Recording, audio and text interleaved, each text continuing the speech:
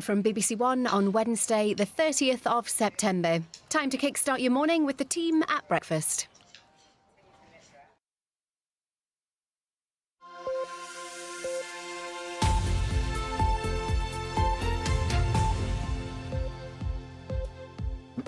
Very good morning to you. Welcome to Breakfast with Dan Walker and Louise Minchin. Good morning from the Temperate House in Kew Gardens. Today, Kew's State of the World's Plants and Fungi report is released, and that shows that plant extinction rates may actually be higher than originally thought. We'll have some of those stats throughout the course of the programme, but the forecast is wet and windy weather already in the north and west. It's going to be spreading east through the course of the day. I'll have more details in 10 minutes.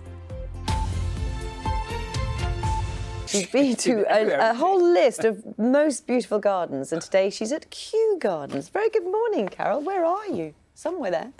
Good morning, everybody. I'm in the Temperate House at Kew, and the reason we're here is because today Kew's State of the World's Plants and Fungi report is released, and that shows that plant extinction rates may actually be higher than originally thought, with 2 in 5 of the world's plants actually threatened with extinction.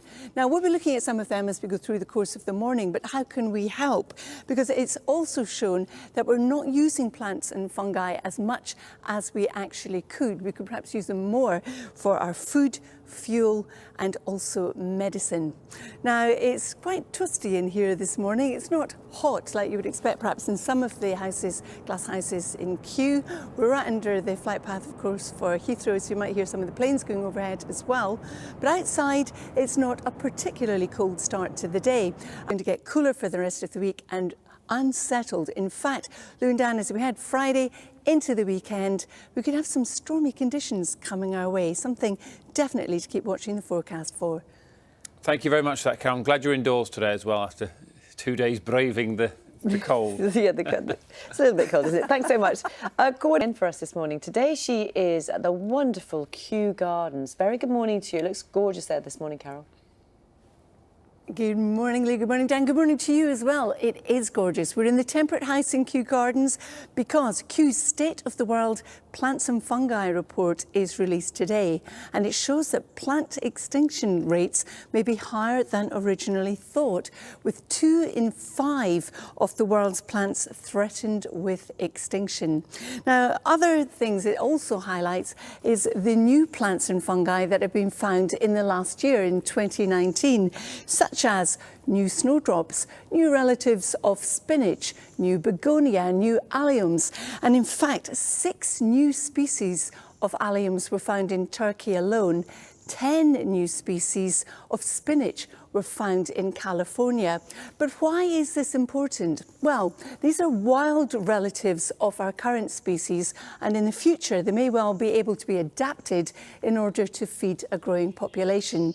Something else it also highlighted was there's an awful lot that we still don't know that is still out there. Now, talking of out there this morning, well, it's rather wet and windy. Weekend, Dan and Lou. Thank you for the warning, Carol. It really does look nice here this morning. I know you've been outdoors, haven't you, for 2 days, but indoors today. Did you demand to be indoors today after 2 days outside? And Dan, what difference would it have made if I had? Exactly. We all know how it works, Carol. Just say yes. At 7:10, Carol has the weather for us this morning, and she's in Kew Gardens giving us a little inside look at it. Morning. Good morning, everyone. Yes, indeed. I'm inside the Temperate House in Kew Gardens, and the reason is today Kew's State of the World Plants and Fungi report is released, and it shows that plant extinction rates may be higher than originally thought, with 2 in 5 of the world's plants threatened with extinction.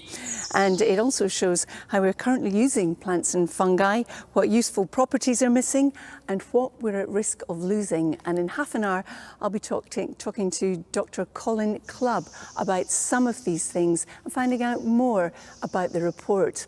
But at the moment outside, well, we've got a fair bit of rain around, particularly so in the north and the west, and through the course of today about 12 to 14 degrees. But just worth bearing in mind as we head through Friday and the weekend, there's the potential for some stormy conditions coming our way. Dan and Lou. OK, Carol, we have been warned. Thank you very much. This morning. Carol has the weather for us this morning from another beautiful garden. She's been out and about all week. What have you got for us, Carol? Morning. Good morning. Well, we're in the Temperate House at the moment, and it is beautiful, as you can see there from Paul's shot. And we're here because Kew today are releasing the State of the World Plants and Fungi report. And one of the authors is also with us. We're joined by Dr. Colin Clubb, Head of Conservation Science here at Kew. Good morning, Colin. Now, you've got the report with you and you took part in it. Tell us about it. Well, good morning, Carol. It's great for you to join us at the Temperate House because this is a celebration of plant diversity.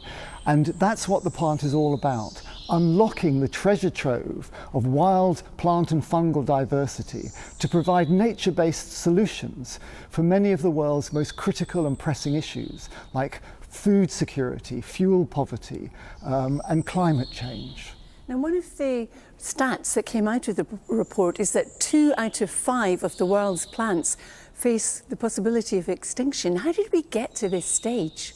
Well, the world is under pressure. We need land for agriculture, for places for people to live, and actually it's under pressure. So we are losing natural habitats and plants at the same time.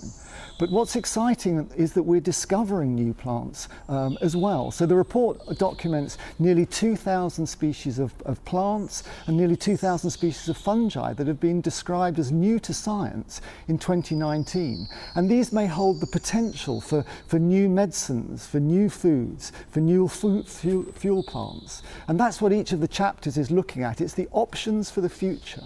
So it really highlights we need to both conserve our biodiversity, work with people to make sure that we are really using our land well so that we have options for the future and a legacy for the next generation. And what can we at home do to help with this? Well, I think here your listeners could come into Kew, visit the Temperate House and find out more about the issues, find out more about the details, and then what they can do.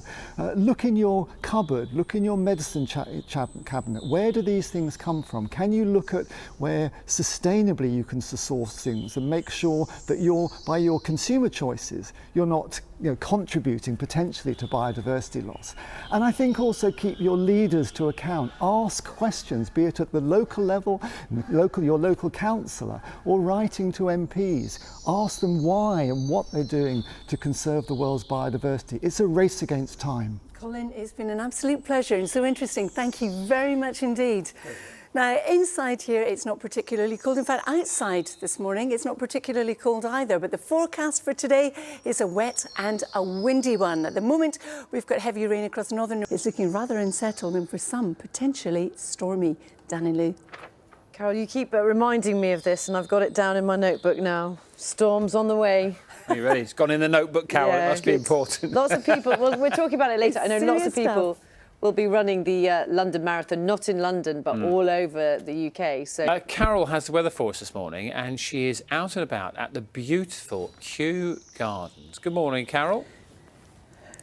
Good morning. We are in the Temperate House in Kew Gardens because today Kew releases its report, State of the World Plants and Fungi report. Now, in this, it also highlights that 2 out of 5 of the world's plants could face potential extinction. It also shows that there have been lots of new plants found as well. For example, 6 new types of allium found in Turkey, 10 new types of spinach, or the relative of spinach, in California. But why is that even important? Well, it shows that in the future, perhaps, these plants could be adapted to perhaps feed the growing population, and that would help if the current species become extinct. So very important details held within this report. Weather, of course, is also very important, and today it's a very wet start across northern and western parts of the UK. Going to be dominating our weather, and we're looking at some potentially stormy conditions. Lou and Dan. thank you very much. See you in about half an hour. Carol, thank you very much indeed. Shall we go and find out what Carol's got for us this morning? Look at that. She's in Kew Gardens, beautiful surroundings. What's going to be happening with the weather, Carol? Good morning.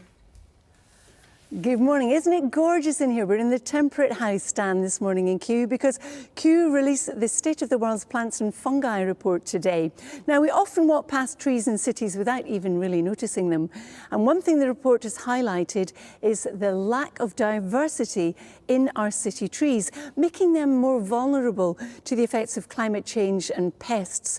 Now, trees help reduce flooding, lower temperatures, and clean the air. So the message that we need to really take note of is we have to plant more trees and a wider range of trees that can cope with our changing world. Another thing that the report also highlighted was that we're at risk of losing 2 out of our 5 plants, or 2 out of every 5 plants in the world, due to potential extinction. That's quite a staggering number.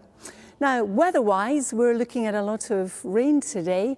It's coming in from... It's been wonderful being here at Kew this morning, Dan and Lou. We've really enjoyed it. I hope you have too. We have. It's been lovely to watch. Thank you very much indeed. There are outdoor plans, aren't there? The 40th annual London Marathon takes place on Sunday. So thank you very much, Carol. We'll talk about that in a couple of minutes, actually. You're running it virtually.